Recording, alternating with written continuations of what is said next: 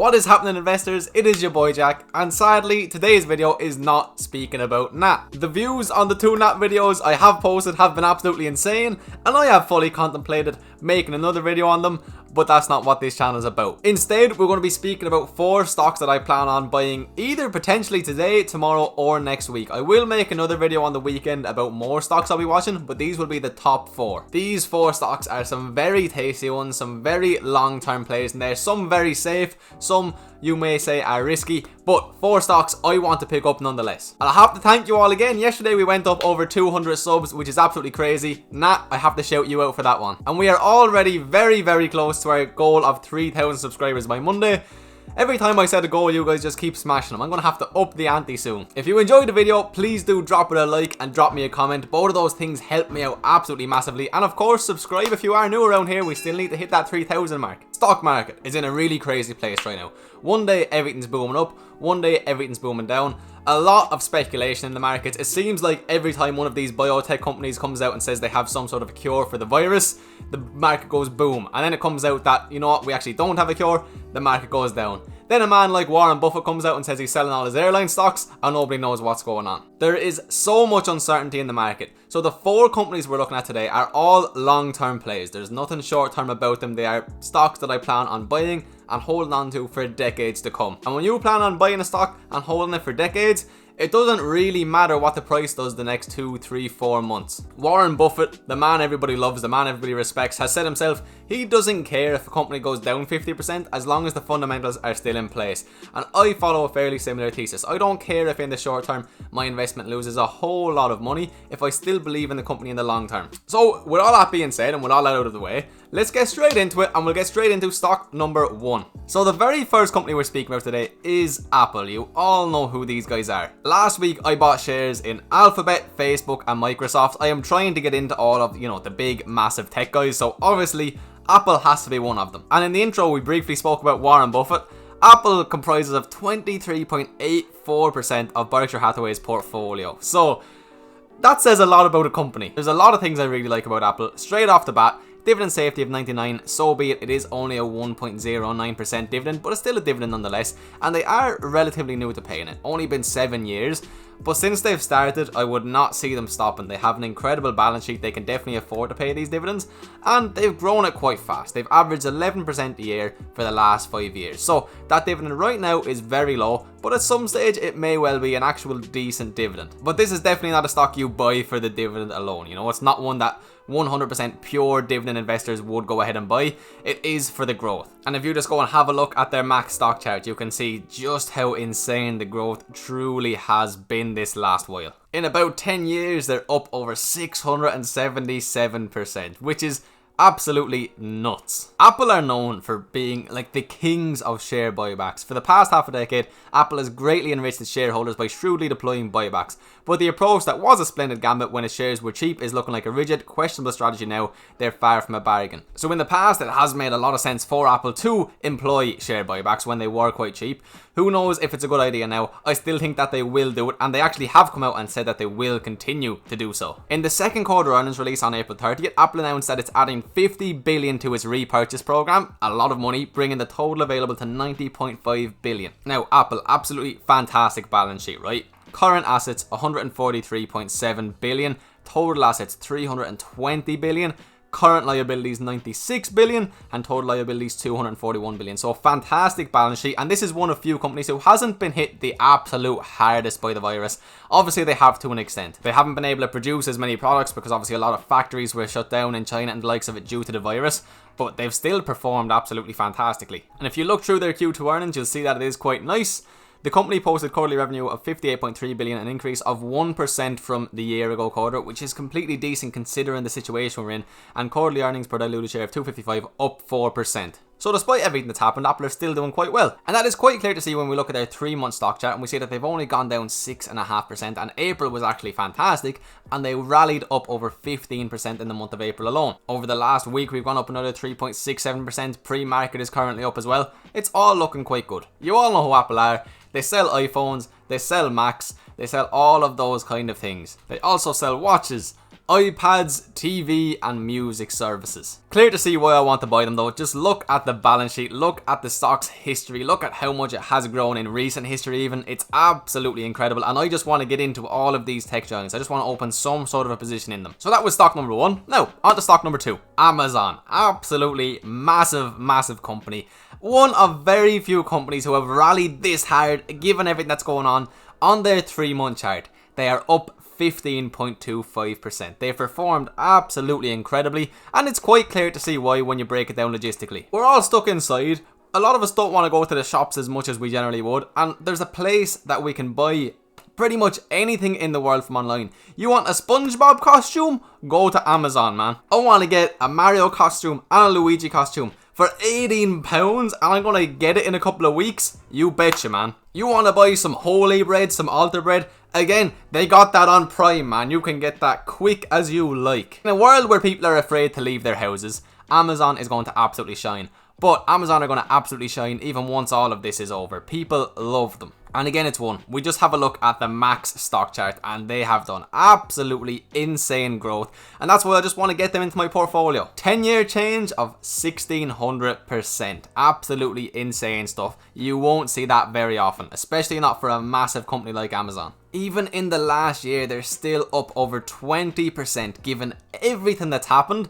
It's been absolutely immense, and these guys, you know, they're going to reap these benefits for a long time. They've probably gotten a lot of new customers who will stick with them even when this is all over, because they've just seen how handy, how useful this service is. Now, having a look at the balance sheet, okay, so current assets, nearly 86 billion, total assets 221 billion, current liabilities 79 billion, and total liabilities 156 billion essentially. So quite a good balance sheet, you know. It's not the best in the whole wide world, but it is a very good balance sheet nonetheless. Amazon's Q1 earnings recently came out, and they're decent, you know. There's ups and downs, but all in all, they're definitely not struggling, I'll put it that way. There's no chance of these guys going anywhere, more than likely ever. I don't see a world without Amazon at this stage. Debt looks good, earnings look good, people believe in these guys, they're not going anywhere, and that is why they're my second pick. Now, those were the two absolutely massive tech giants. These next two aren't, so let's get straight into them, baby. Boom! Next up we have Southwest Airlines. So this is where it will get a little bit controversial, but I love the look of these guys. If you follow me for any amount of time, you'll know that I absolutely love Delta Airlines, and they still are my #1 airline pick. Despite everything that's happened, I will still continue to buy them every single week. But there has been some major upset in the airline industry because of the big man, because of Warren Buffett. You probably all know what happened. But essentially, he came out and he announced that he had sold all of his US airline stocks. Every single one of them. He didn't just sell a little bit of it. He holds 0 US airline stocks whatsoever. And this was some crazy news, and it obviously caused a lot of volatility in the market. When a man like Warren Buffett comes out, a man who says that you should never lose money in the stock market, loses an awful lot of money in the stock market, it's gonna cause a lot of issues for people. So I understand why so many people are completely and utterly terrified of investing in airline stocks right now.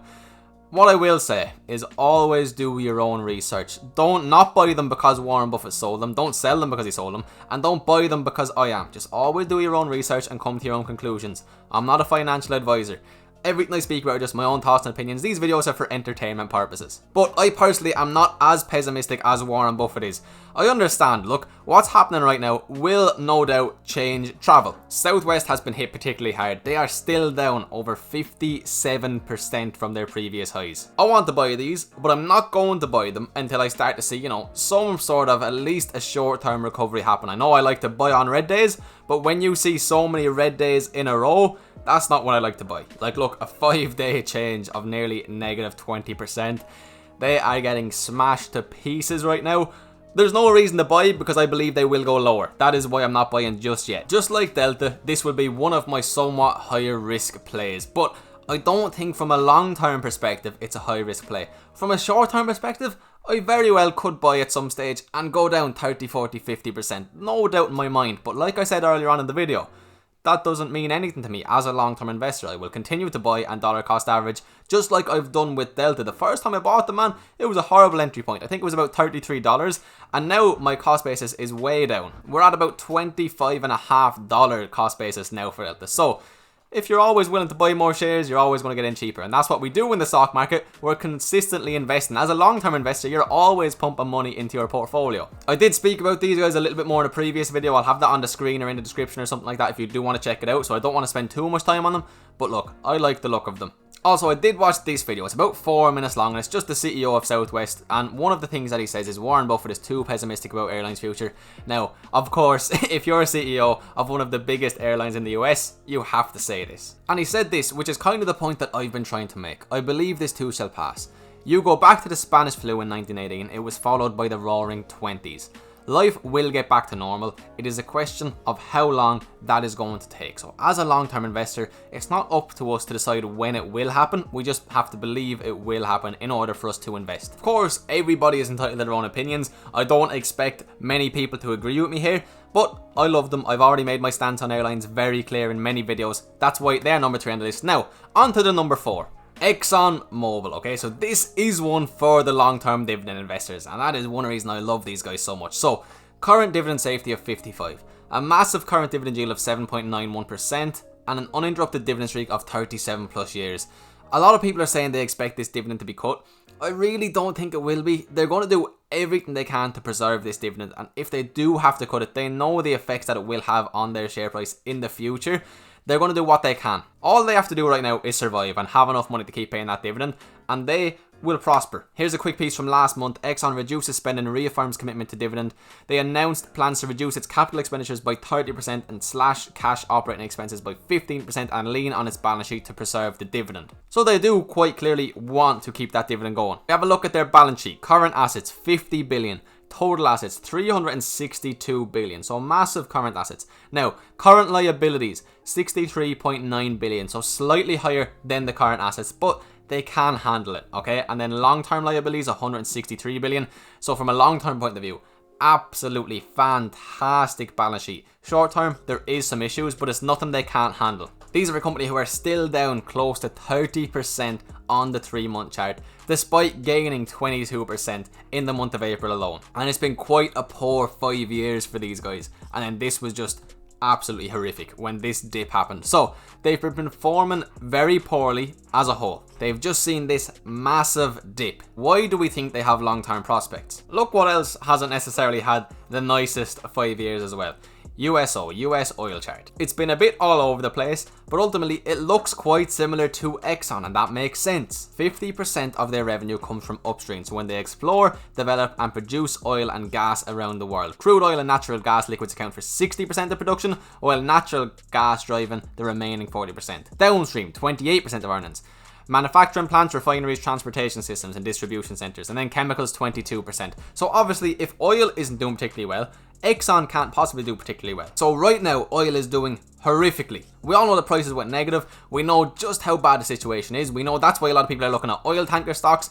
Anybody who can store oil right now is going to do fantastic in the very short term. And that's the general consensus, that these storage companies are short term. So what about what's good long term then if it's not the storage companies? It's these guys, you know, it's Exxon, it's Chevron, it's Cat, it's all of those kind of companies. I'm looking at a company who hasn't done very well because oil hasn't done very well. And now oil's done horrifically. These guys are going to survive, no doubt about it in my mind. So when oil starts to rebound, and keep in mind, we expect oil to somewhat be back to normal by the end of this year, these guys are going to recover very, very nicely. Even if they get back towards where they were at the end of March, that would be a 45.5% gain from where we are now. And that could happen, well, could happen in less than a year's time, depending on what happens going forward with oil, of course. But these personally are my favourite oil related stock that I'm in. I'm in a few. I'm in Chevron, I'm in Cat, I'm in Eastman Chemicals, I'm in Enterprise Products Limited. I'm in a good few oil companies to be honest, but these are my favourite. They have that lovely dividend, they have a great dividend history, they have a good balance sheet, they're one of the big boys out there, and that's why I just want to add to my position in these guys more than likely next week, while oil prices are still quite low but rallying up higher. So there is 4 companies that I most definitely want to buy either at the end of this week or going into next week. I'm going to make another video probably on Saturday or Sunday speaking about a whole lot more stocks, because you guys always seem to love when we talk about, you know, 10 plus stocks on this channel just briefly. So one of them is coming, don't worry. But these are 4 that I really want to get into my portfolio. The first 3 are not in there just yet. Now I'm always trying to diversify, and then obviously Exxon is in there already, as I said. Just remember, absolutely anything anything can happen in the short term right now. The smallest bit of news moves the market like crazy right now because people are so afraid. People are afraid of losing a lot of money, or they're afraid of not getting in on time. That's why there's so much volatility right now. So just whatever you buy or sell, make sure that, you know, it's because you want to do so, not because somebody else on YouTube wants to do so, because we're not financial advisors. Hopefully you did enjoy. If you did, please leave it a like and a comment if you haven't just yet, and subscribe, join the family if you haven't done that yet either, guys. We post every single day out here. And with that being said, I will say goodbye to you all. I'll see you tomorrow for the next video. Peace.